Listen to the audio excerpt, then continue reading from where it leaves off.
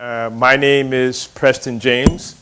I am the entrepreneur in residence at the McCombs Business School as part of Herb Kelleher Center. And I've been in this role. This is my second term in this role.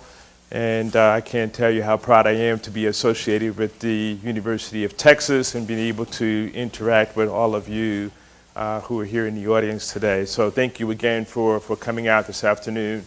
I just want to start off a little bit talking about a quick introduction about myself and also about the Herb Kelleher Center.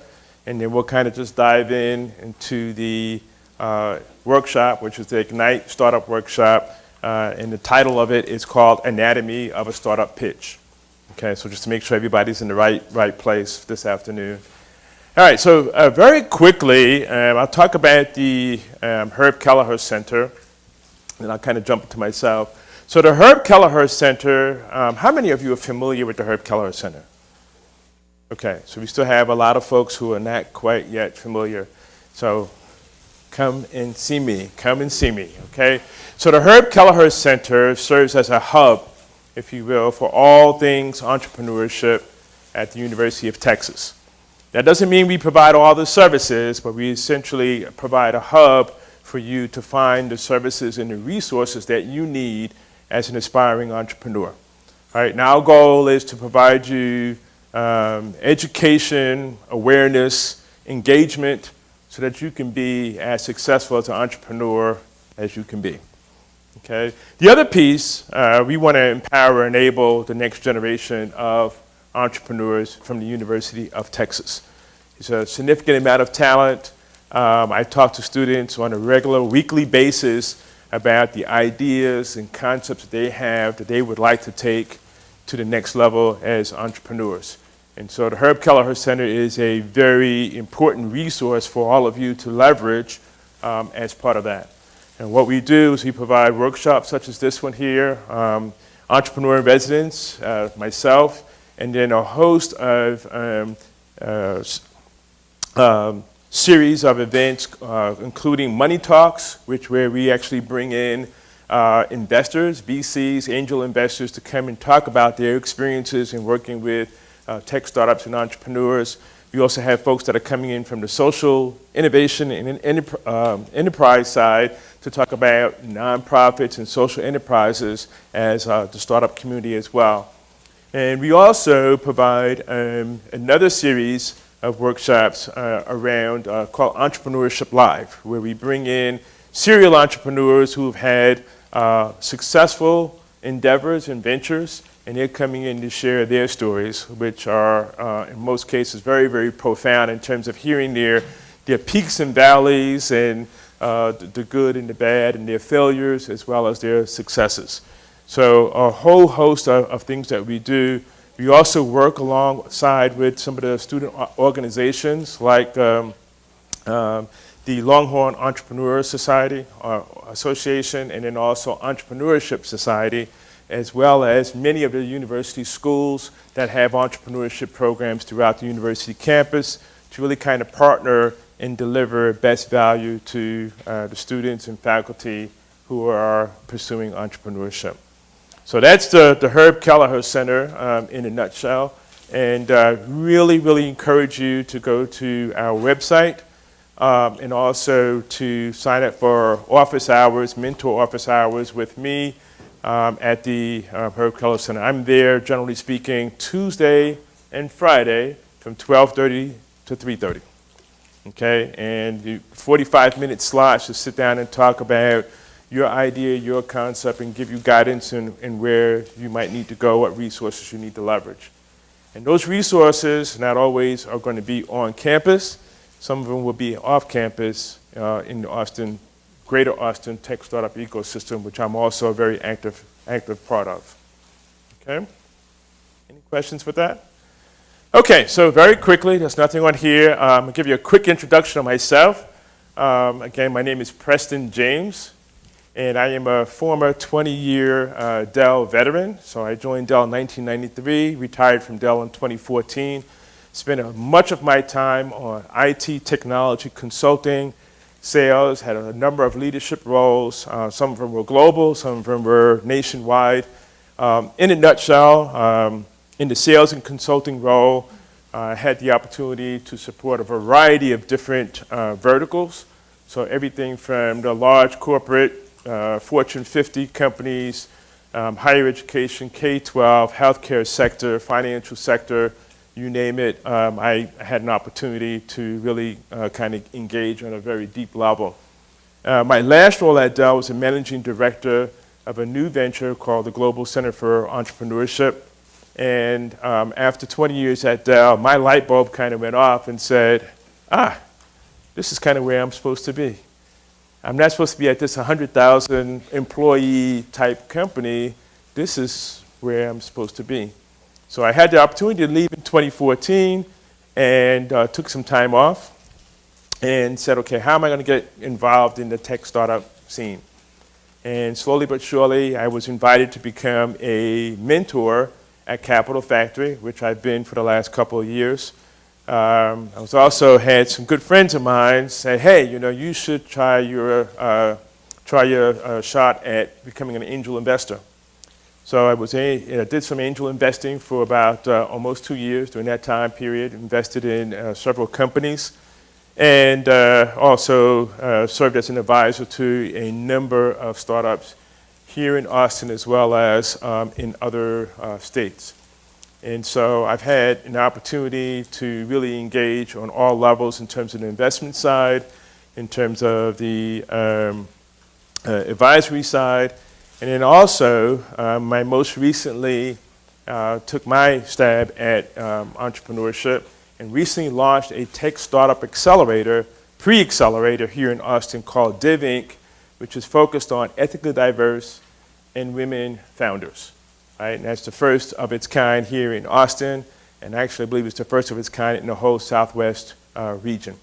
So we've created a lot of excitement and support, not just from the tech startup ecosystem, but from corporations as well as from the city, government, and so it's something that's really needed. So hopefully I will have a successful journey in my startup venture. So I've kind of covered the whole spectrum. And now I'm here at UT sharing my insights and my experience with all of you. Okay, any questions? Not a bad background. I didn't give you all the details, but that's good. So how many of you have actually been going to the Ignite Startup Workshops? I have attended some of the others. Okay, all right. So we've done one Ignite workshop around marketing. And looking at market and product fit and how do you determine that and the research that's required to do that.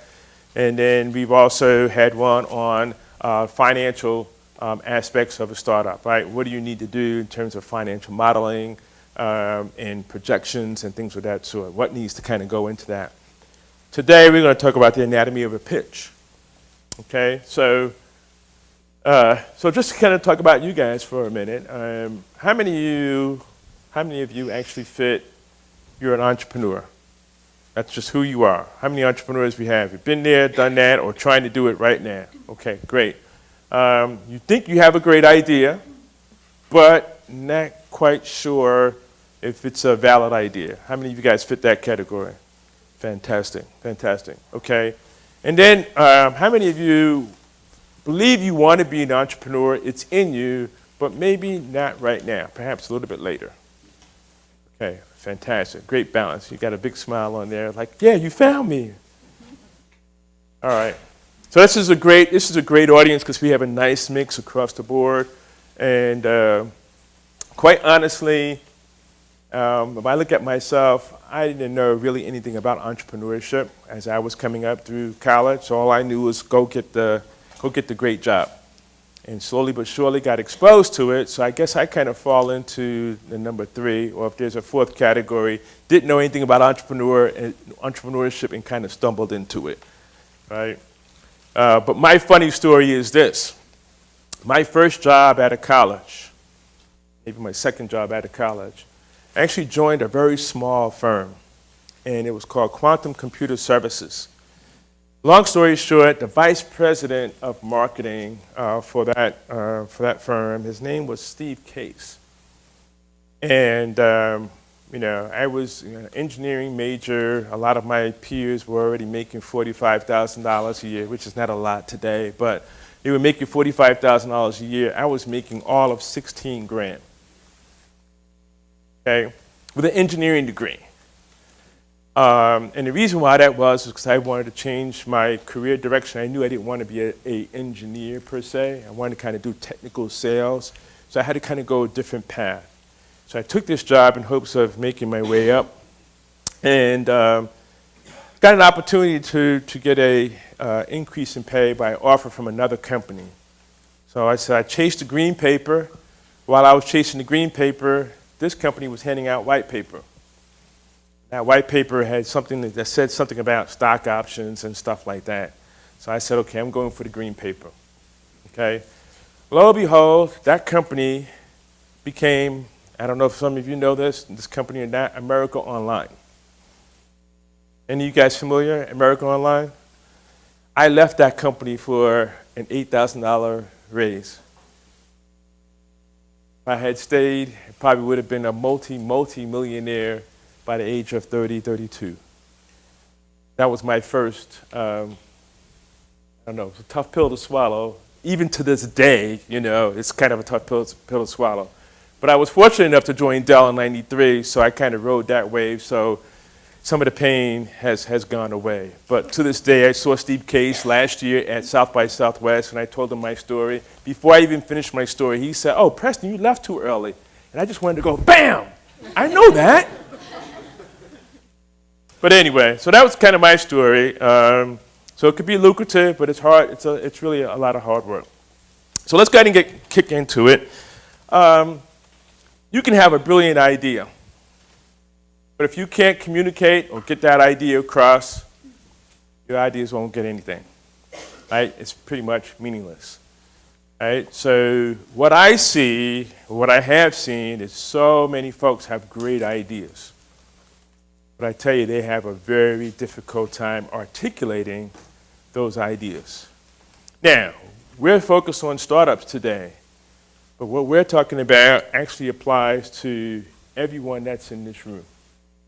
Whether you're going straight to corporate, or whether you're in class today, or you're working in nonprofit, or whether you're working in the government, you have to be able to articulate your ideas, right, to effectively communicate them. So in essence, that's sort of what we're doing today. Even though we're focused on startup, this is really, really key. Okay, this is really, really key. I learned at Dell, and it was kind of amazing as I think back in my time. So many ideas were being presented to executives, they will fall by the wayside. Why? Because those ideas were not being communicated effectively. So the more exposure you got to knowing how to do that effectively, the better success you probably had in moving your idea forward. Okay, so this is really some really critical piece here. So let's talk about sort of the essential elements of a pitch at a high level, right? And then I'm going to provide you some of the lower level details. So the first part is telling a story, right? Tell a story, right? And that's probably like a 30-second deal. The other part is the numbers, customers and revenue. The other part is the money shot, which is the product, service, and if you have the capability, demo. Okay. Then over to the left, over to your left, you'll see size matters. Size does matter as we're talking about the market size. And on the bottom, probably one of the most critical pieces is the team. Okay, and so we're going to dive down into this, and I'm going to really kind of give you an outline of what that looks like. So before we do that, what a startup pitch is not. Okay, it's not something you sit up here and read and talk and read and talk. That's not what it is. Okay, it is just sort of a backdrop for you to project and communicate effectively your idea and your concept. Right? It is also not an end-all, be-all about your business. But you can't cram everything about your business into a 5 or 6 minute pitch. Okay? And it's not a financial spreadsheet of your business. You can't just put all kinds of numbers in there and hopefully they make sense and everybody's got it. They still don't know what it is. Okay? So as we're going through this, I also want you to keep in mind that we're talking about this pitch. There's a few versions of it. There's sort of your 1 minute version, like a 3 minute version, and like a 6 minute version, and then so forth. So what are you talking about, 1 minute version? 1 minute version is if I come up to you and say, hey, my name is Preston, how are you?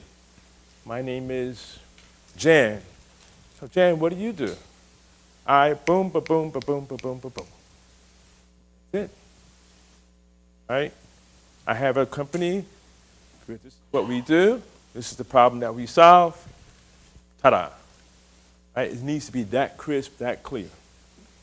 I can tell you something funny. As I was transitioning into the startup community from Dell, it was hilarious for me. I was going to meet some events, and as I was talking to people, mostly entrepreneurs, I would introduce myself as Preston James. Everybody else who was an entrepreneur was introducing himself as first name only. Right? And then people would say, okay, well, what do you do at Dell? And, and at Dell, it's all corporate, right? Well, I actually manage a global and enterprise technologist and blah, blah, blah. And I caught myself talking for like 2 or 3 minutes trying to explain what I do. And then you could see this blank look on their face. Oh, well, it's great to meet you, Preston. They're out of here. And I'm like, yo, what's going on? I thought I was smooth, right? Wasn't happening. It wasn't resonating, right? And I started to see that in repetition. I was like, what's going on here? And I listened to myself, and I was like, you know what? I got to tighten this up. Not only do I need to tighten it up, I need to make it relevant to the person who I'm talking to, so it makes sense for them. It took me probably 2 weeks to do that, just over my job title. Just over my job title. So I encourage you, as you're introducing yourself for interviews or for anything, what is your 30-second, 1 minute pitch about you? My name is, I am, this is what I do. 30 seconds to a minute. That's a good start for you to practice. Great start. Okay? All right. I'm going to also give you this. Here's a few things that will kill your startup pitch. We have no competition. I can't tell you how many times angel investors and people have heard this. It's like, whoosh, out of here. Why do you think that's the case? Yes, sir. Correct. Also, anybody else want to add?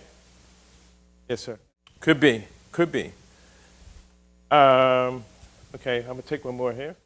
Bingo. You don't know your market.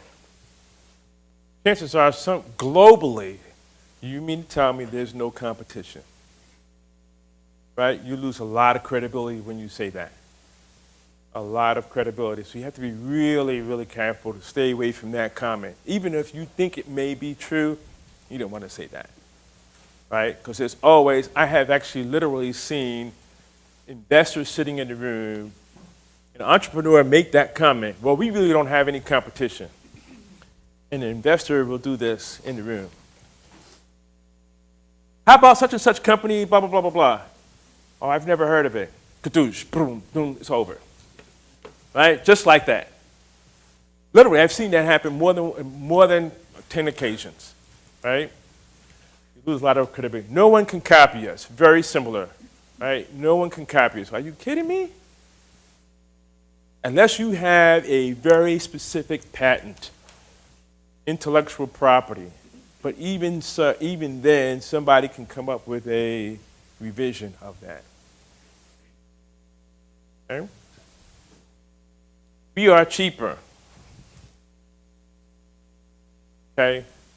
Does cheaper always mean better? No. Is there a better word for we are cheaper?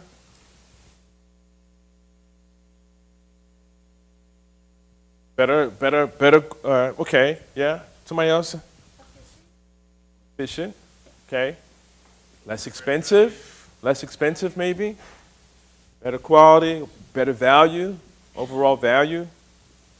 Unrealistic financials. Okay, so I've seen presentations that come in and say, okay, year one will be profitable. Year two will be doing $100 million in revenue. Year three. Hey, man. Most investors, most startups will not hit those kind of numbers in such a very short period in time. Most people already know that. So if you come in with unrealistic financials, again, it goes to credibility. You don't know what you don't know what you're talking about. You don't know your market. You don't know your business. Lack of confidence.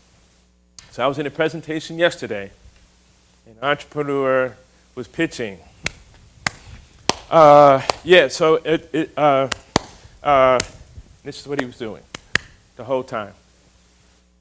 Nervous and didn't lack confidence. Right?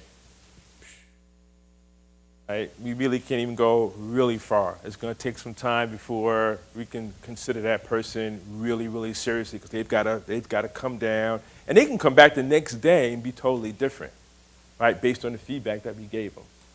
But you have to be able to exude confidence.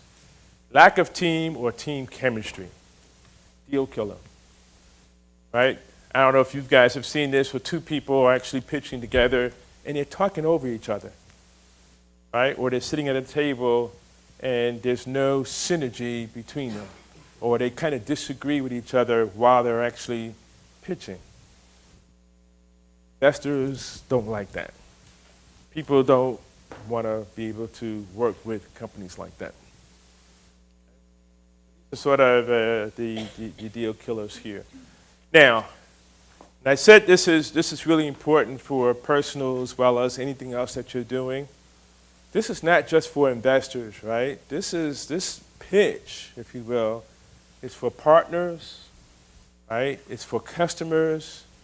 It's for you to be able to articulate your message very clear and concise way, but people want to do business with you, right? They want to work with you, right? So this is really, really key.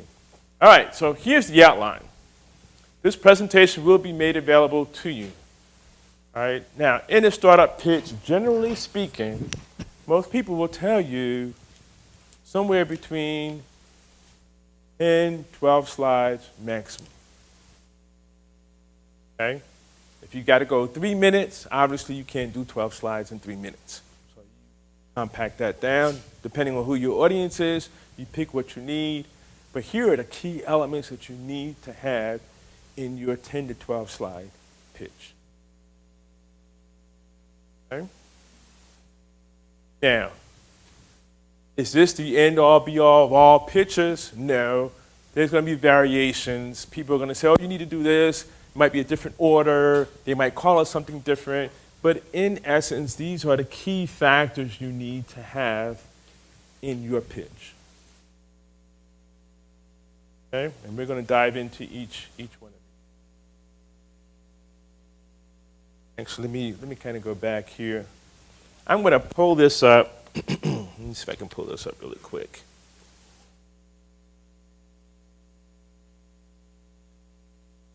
And I'm going to share with you, it's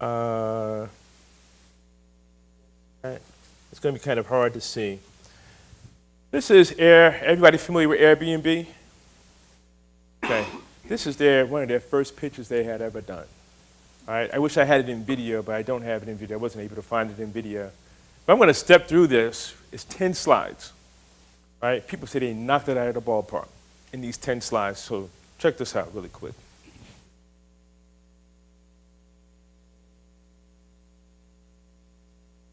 Slide 1, problem. How many bullets is that? 3? Price, hotel, no easy way exists. Boom. That's the problem. 2, solution. Here's what we do. Nothing fancy. It's actually an ugly presentation, isn't it? It's pretty ugly. But they capture it in very simplistic terms. 3, market validation. Right? I can't remember what it said over here. It's 630,000 people who are booking hotels. There's only 17,000 available properties. Big gap, right? Now, what is the market size? This is about as simple can get, right? And then here's their space over here. Here's their product. A couple of screenshots. They didn't even have a live demo, right? Just a couple of screenshots that say, hey, this is what we do.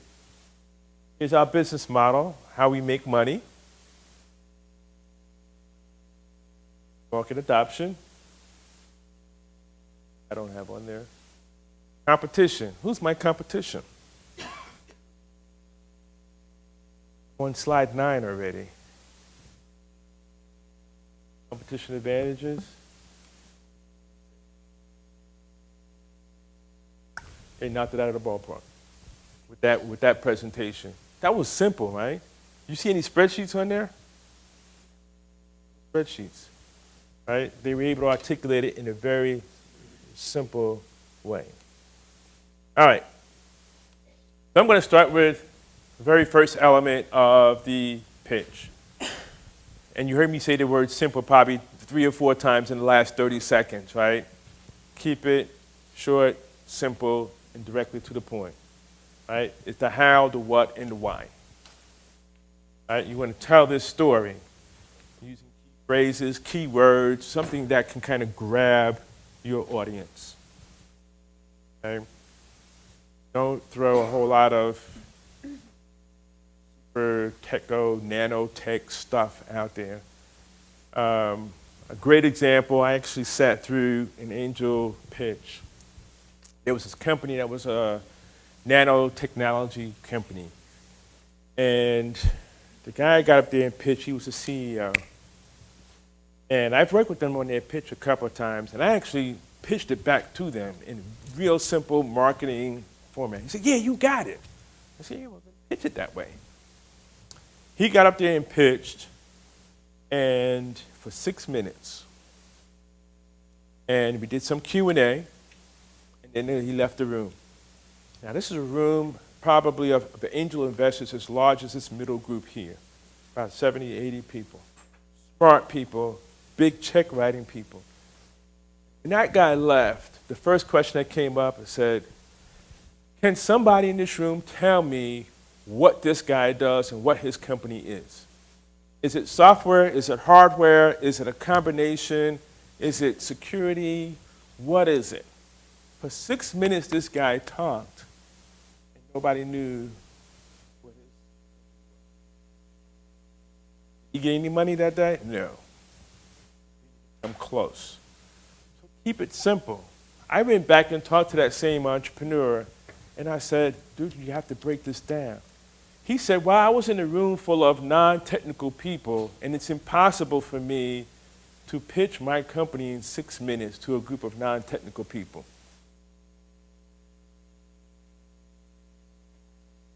What do you think my response was? Oh, well, see ya. I was done. If you cannot pitch your company in 6 minutes to any type of audience, you need to go back to the drawing board. Okay? You need to go back to the drawing board. All right, so this one here on the bottom, this is from, most of you familiar with Slack? Okay, this is from Slack. Very simple. We are on a mission to make your working life simpler, more pleasant, and more productive. This is how they're starting their presentation. Slack brings together all of your team's communications in one place, instantly searchable and available wherever you go. That's how they start their pitch. Simple. Now I want to know more, right? Here are some other examples that Uber, Airbnb, Pinterest, WeWork, Square, right? Airbnb belong anywhere. Right? That's kind of catchy, kind of. Right? Very simple one-liners that kind of capture the essence of your company. I'm working with a company right now. They have a tagline. It's called "Seeing the Unseen." I can remember that really easy. Even if I don't get the technology of it, it gives me the essence of what that company is and easy for me to remember. That's kind of what you want to make happen. All right, next, pitch the problem. Now, this is tough for a lot of people. Pitch the problem. Make it obvious and widespread. Make it big. I mean, you can't make it big, it has to be big. It has to be a big problem that you're trying to solve. Okay? With Uber, what was the problem they were trying to solve? Anybody? Anybody use Uber? Well, they're not here anymore, so whatever. They were tackling that problem, and they actually had anything been done like Uber prior to them actually launching that, probably on a very small scale. They came in, they kind of totally disrupted the market, right? But if you looked at their pitch, they were very targeted in their focus on the problem they were tackling. But they knew that the problem they were tackling was actually larger than what they were targeting, because they had other applications as well. Right? Some of them they knew, some of them they didn't. Food delivery probably was not on their horizon when they launched Uber. It probably evolved as a result of the demand. Right? But you have to be tackling something that's pretty big, pretty significant problem. And then understanding who has the problem. Right? So when you're talking to an audience about a problem, it should resonate. People should feel it. People should be shaking their head, nodding their head, yes, I know that problem. I'm familiar with that problem. I feel that pain. Or, wow, I didn't know it was such a major problem. You have to capture that. And when you capture that moment right there to where people are like, hey, huge, big problem, now you have them. Now you get to come in next with the solution. Okay? Here's what our company does, right, to solve this problem. Now, what you want to leave the audience with is that by leveraging your product or your service, what's it going to look like when it's solved, when that problem is solved after using your product or service? Right? So you have me on the problem. Okay, it's a big problem. Now, if you can match up your solution to that problem, and then on the back end of that solution, things look a lot better, faster, better, more efficient, lower cost, or whatever it may be, you're on to something. Those two need to match up. So I'm going to step back a little bit. When you're talking about the problem, make it very clear, very concise, and very focused. A top challenge that a lot of entrepreneurs have is that they're trying to tackle too much. Like, okay, the problem is blah, blah, blah, here, and here. And yeah, the problem could be that big. But for me to really kind of work with you, I need to know that you're focused on a particular problem that you're going to solve. Maybe later we'll go after this bigger stuff, but we need to see that you're focused. Does that make sense? Focus is really a major challenge for a lot of entrepreneurs. Bit simple. Okay. Your solution also needs to be very scalable. Okay, can't be too limited in its ability, and can't have a model where it does not expand and scale, be able to leverage multiple um, avenues, if you will. And if you have an opportunity to demonstrate how your solution works, do it. Right? If you don't have a live demo, screenshots work great. Right? But you can't go overboard though. That's the balance, right? You can't just be, your pitch is not about just the product. Okay? I had a gentleman that had an awesome product. And when I first talked to him, he sold me his value proposition in 3 minutes. Right? 3 minutes. I watched him officially present his pitch.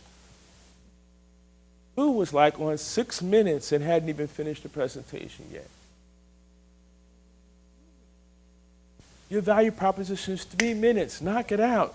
That's it. He spent about 4.5 minutes on the product features. Didn't tell me how you're going to solve the problem, how it's going to make money, et cetera, missed the boat. Right? He was in a room full of investors like this too. The opportunity.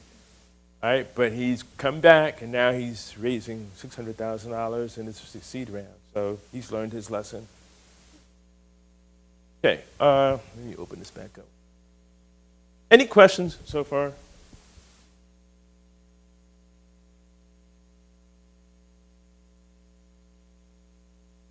Okay, so here is another key element of your pitch is the market. A lot of folks struggle with this piece as well. So the market, what do we mean by that? We mean top down, what is the market look like that you're going after? Right? Some third-party research that you've done has data points on your market.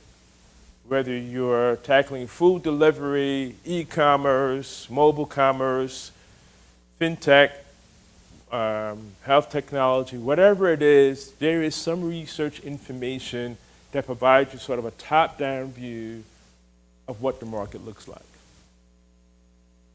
Now, as students, aspiring entrepreneurs, I strongly encourage, if you have an idea, concept now, leverage your research resources here on campus before you leave campus. Because after you leave campus, some of that research you want will be $1,000, $3,000, $5,000. And I know most of you will probably be carrying a little bit of debt by the time you get up out of here, and you won't be able to afford that. Okay? So leverage your resources. Anything that you want to look at, the resources are here to do the research, especially at the business library. Know your total market size. Okay? So the market size could be this big. Remember in the Airbnb presentation I showed you, there were 3 circles? That big circle was not theirs. Right? That was part of the overall market. Where they were targeting was a smaller circle in that middle circle. You have to be able to define that. If you come in and say, hey, our market is that big circle, right? Investors or partners in the room are going to be like, you don't really know what you're going after, do you? Who is your customer? Once you start looking at that, that enables you to get your target addressable market. What are you going after, and how are you going after it? Right? That, again, provides focus for where you want to go. Make sense? Business model is next. In real simple terms, how are you going to make money? Right? A lot of people come in, great idea, have a little bit of a solution, have no idea how they're going to make money, believe it or not. No idea. Okay, so what does that mean? Pipeline of customers, beta customers, what sales channel you're going to be using, what's your strategy, what are your top 1 or 3 resources that you're going to use to drive revenue? Right? Could be partnerships, could be direct, could be indirect. Right? Simple models usually win. Subscription model, that works great. Selling direct, that works great. When you start having multiple channels trying to pull from different international, it becomes really complex. that doesn't allow you to scale your volume and scale your business so that it's repeatable and scalable. We're going to focus on 1, 2, or 3 revenue streams that you can actually go drive significant value from and demonstrate that.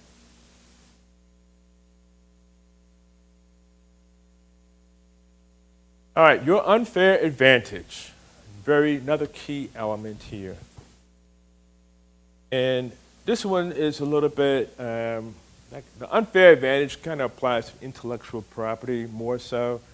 But really what I want to focus on is to clearly differentiate your solution, your company. To clearly differentiate yourself from others. You may not have a patent, you may not have intellectual property, but how are you doing things differently from your competition, the competition that you are aware of? Many of you are familiar with Dell. What was Dell's? Was Dell's claim to fame intellectual property? No? Was Dell's claim any particular cool product feature? No. What was Dell's claim to fame? Do-it-yourself customization. Anybody else? What's that? Direct to the home. Anybody else? Any supply chain managers here? Supply chain majors in here? How about what Dell did in terms of supply chain? Kind of revolutionized the market. Right? Direct model was very revolutionary, right? But it was simple. There was no IP associated with that. They just differentiated themselves so significantly from everyone else. And oh, by the way, that direct business model allowed them to leverage supply chain to deliver product at up to 60% less than their closest competitor. Game changing. So it was more of a process, innovation of process, right? A lot of startups are doing that. Okay? A lot of startups are doing that. So you can differentiate through processes. You can innovate through other means other than intellectual property. You just have to be very clear and concise about what that is. Is it always good to be first to market? Always good to be first to market? Yes? Okay, great point. Everybody's familiar with Google, right? Was Google first to market as a search engine? How many other companies before Google tried to create a search engine? Anybody want to take a guess? 5, 10, 20? At least 20? All right. Okay, I would agree with that. So Google was the 88th company to try a search engine. 88th. Facebook definitely wasn't first. Right? Facebook definitely wasn't first. He had MySpace and all this kind of things that you guys don't even never heard of, right? But a lot of them were not first to market. Dell was not first to market, selling PCs, right? So, okay, competition. List as many of your competitors as you can. Do your market research around that. Nothing worse than coming in, trying to pitch, and you are not aware of a major competitor.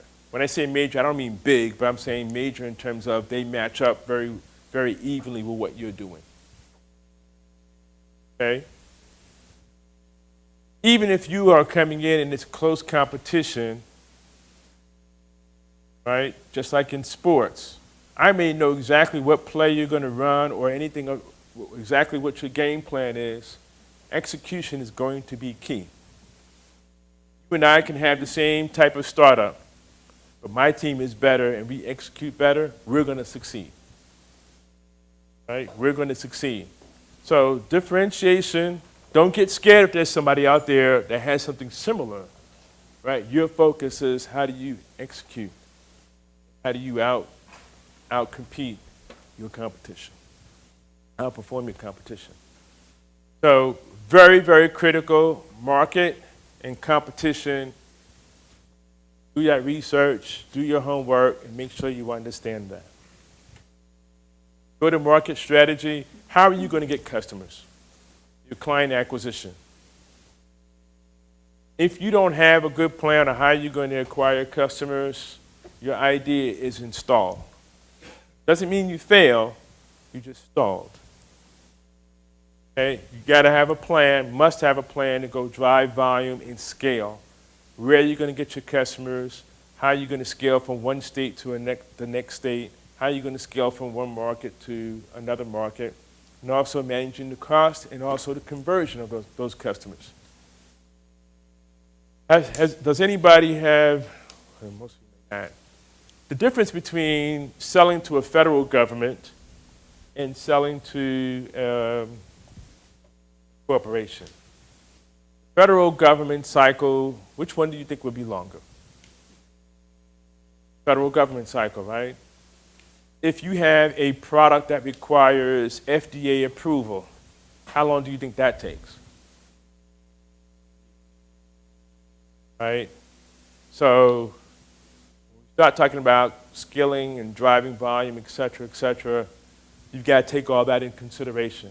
I had people come up to me and tell me that they're going to be able to drive X amount of sales, but the sales cycle per customer was 9 months. Like, these numbers are not adding up. Right? Your pipeline doesn't show that you can actually go drive this amount of money and convert this many customers over in 3 months' time when the sales cycle is 9 months. Stuff like that you have to know. In a nutshell, you are becoming the subject matter expert in your field. Okay, milestones and timeline. A lot of people miss this one. Okay? What do we mean by milestones and timeline? In a nutshell, tell us what you have, key things that you've accomplished, what's coming next. What do you plan on doing next? If some of you are raising money, then I need to understand how, if we give you money, how you're going to accomplish things that are coming up in the future. And as you're showing a milestones and timelines, and I wish I had one to really show you, it's like a timeline map, right? January, we launched. March, we have our first customer. June, we have 10 customers. And then going forward in December, we expect to have 50 customers, right? And somewhere in between there, you launch some sort of program or some sort of go-to-market strategy that allows you to accelerate that plan to get to 50 customers, right? It's a timeline, shows inflection points, make it very easy to understand. Team. I would probably say 9 out of 10 investors, partners, customers will do business with you because of you and your team. You have a great idea. You can have a great product, but if your personality kind of is kind of sucky and your team is not all that great, most people will just back off of that. I can tell you I'm operating an accelerator and working with other accelerators or incubators. Team comes up as one of the most important criteria for acceptance into those programs. Team comes up as one of the top criteria to get investment. Okay? CEOs have been removed from companies, from startups, because people will not invest as long as that person's on board. Not only are we talking about the CEO and the CTO, we're also talking about the team of advisors, right? The people who advise those founders. Very, very critical. Okay, who's backing you up? What subject matter expertise do you have, right, as part of your team? And then the other key piece is what skills are missing.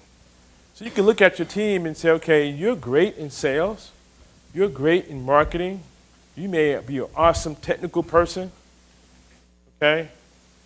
But What we might be missing is somebody who has strategy and vision. Who's going to be that person? Is it you? Is it that person? No. That team. Yes, sir.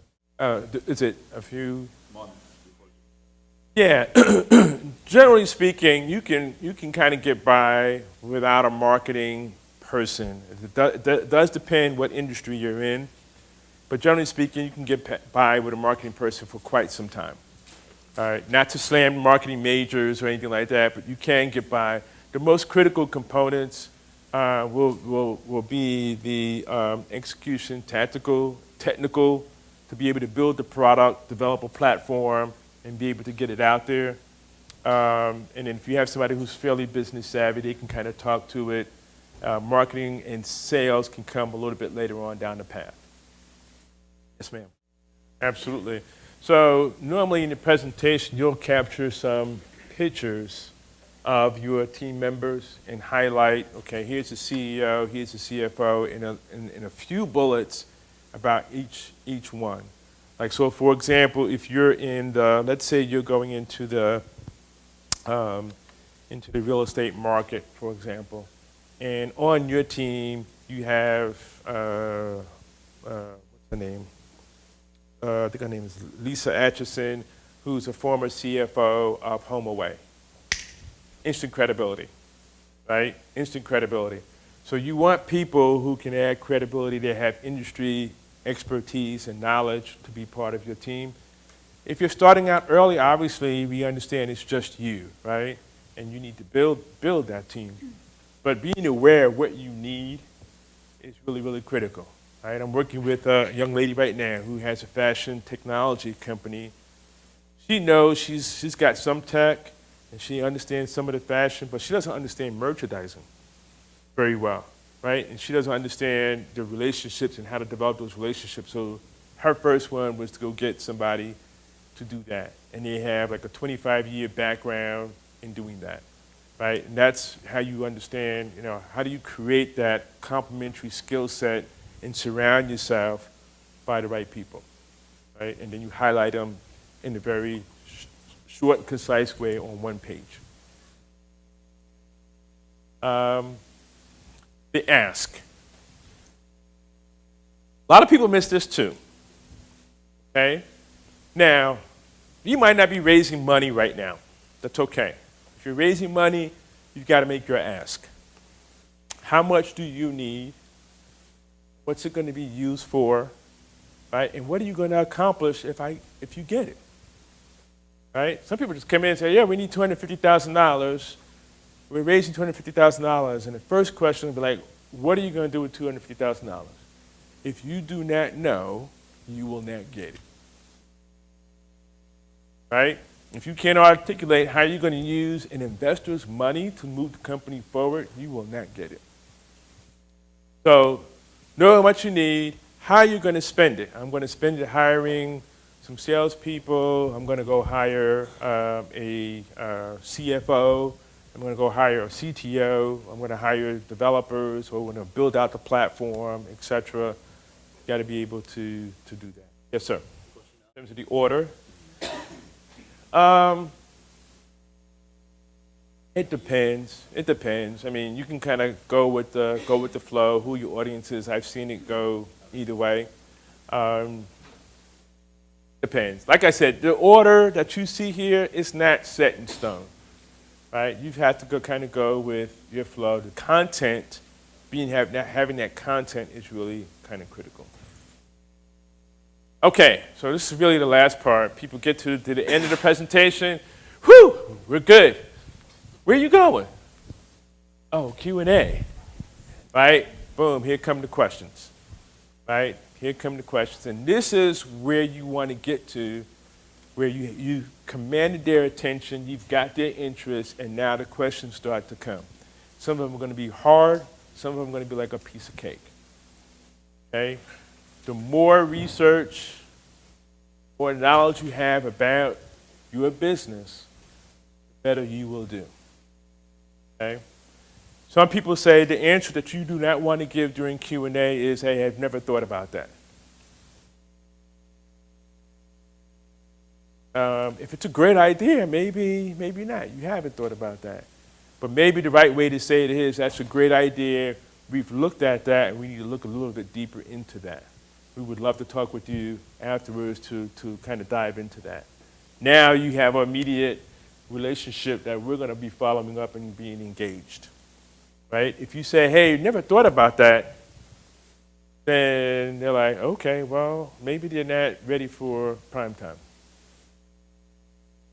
And maybe they haven't thought their business as thoroughly as they should have. Okay? So a lot of Q&A. All right, so I'm not going to read through all of these.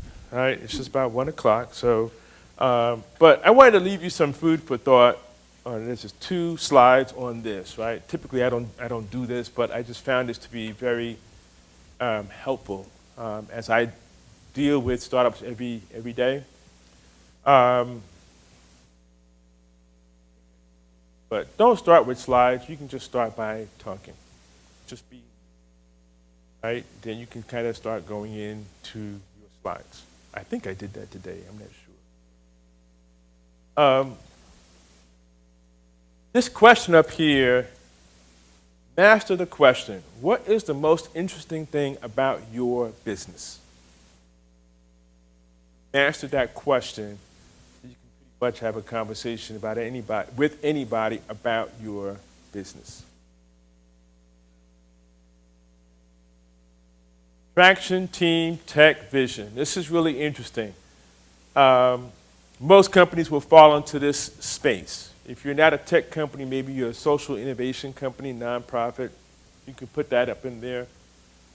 But you have to tell your story, right? If you have great traction with customers or the community or whatever it is, tell your traction story, right? If you have a great technology or social innovation component, tell that story. Tell the story that is compelling for your audience. Tell the story about what your business is. Don't go off of that, right? Because you're going to take yourself into a different area where you don't have a core strength. Okay? A lot of people go in selling the product. Product features, blah, blah, blah, blah, blah. We want to know how you're going to solve it and what is the opportunity. What is the opportunity? I can get your product. We can make a product, right? Most times people want to invest in you. When I say invest, I'm not saying necessarily money, but time, partnership. If I believe in you in this opportunity that we can work together to go solve it, I want to work with you, right? We can figure out the product and the service together. Don't be boring. I feel pretty good today. Nobody fell asleep yet today, so I don't think I was too boring today. Less is more. Good elevator pitch, good pitch. Most pitches, you get an opportunity, it's going to be 6 minutes or less. Some will be 3 minutes, right? It's always going to be about you. Always going to be about you. Right, I'm working with an entrepreneur right now. Man, she's funny. She's got a great energy, great personality, but we can't get it out of her. She's still honing in on her slides. I'm like, sweetheart, just unleash. Show us the real you, because I want to work with you if you can bring it out. If not, it doesn't become exciting. So it's about you. Cut out the details and the marketing speak. You can save that for later. Or if you're going to have a deep dive conversation, great, you can have it. But for the most part, leave the detail out. Save it for Q&A. Right? People are going to come and ask you questions, and you can dive into it. Not a problem. Okay, more stuff in here. Tell a story. Tell your story.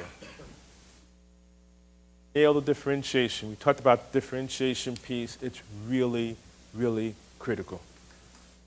All right? Guarantee it. Whatever idea you have, there are probably 10 people with the same thing, maybe 100. You got to be able to nail the differentiation. Last one here. Your pitch is not your business. I'm going to share this last piece with you. I don't want you guys to look at the pitch as just a presentation. Okay? This is going to be hard to capture. As you're working on your pitch for your business, as you're working through it and you're thinking through it, it actually helps you in putting your business together. Vice versa. So let's just give you an example, right? You look at your marketing slides and you're saying, okay, we're doing X, Y, and Z, and our market is, wait a minute, maybe that's not our market. Well, we're not actually communicating our market correctly. Maybe you need to go back and do some more research on that, right? How you actually doing revenue and sales today? Is that articulated and captured in your presentation? So sometimes when you're going through your pitch, it gets you to look at your business a little bit differently, and vice versa. Right? So those two kind of go hand in hand. So don't look at it as just a presentation, but it's sort of how you communicate your business. The more effective you can communicate your business, right, it's probably in line on how you're executing your business. Then your pitch becomes easy. Right? You're confident in how you're executing your business, and it's captured in your presentation. So it's just you getting up there with confidence and being authentic and delivering the story of your business. Okay, does that make sense? Sense? Yes, sir. You absolutely can. If it helps crystallize for people what your company does, then you absolutely can. Now, what you're not saying is we're going to be Uber, right? But if you say, hey, think as our company, think Uber for real estate, right? Think Airbnb for real estate, think Dell for whatever, you can do that, okay? All right, I'm closing this out. I know people got to go to the next classes and everything. Thank you guys for coming. But couple of things, keep it simple. Practice, practice, practice. When I say practice, not in your mind, practice out loud. Okay? Be confident. Authenticity, knowledge, plus practice would lead to confidence. Okay? Thank you again, everyone, for coming this afternoon. Hopefully the information was great for you. Use this as a point of reference.